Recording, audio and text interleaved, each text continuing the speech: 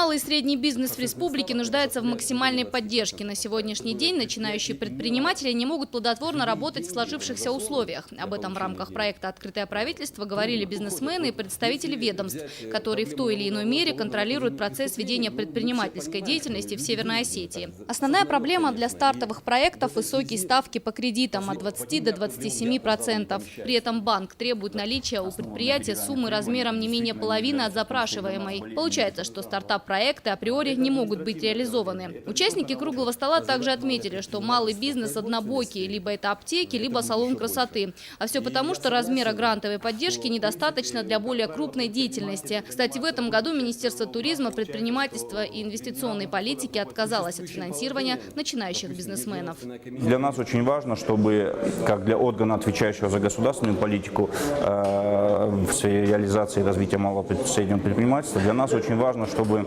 мы могли увеличивать свой инструментарий по поддержке, мы могли увеличивать не только финансовую поддержку, потому что финансовая, к сожалению, она ограничена средствами республиканского бюджета, ограничена федеральными лимитами.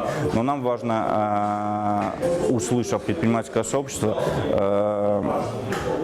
более в правильную сторону ориентироваться.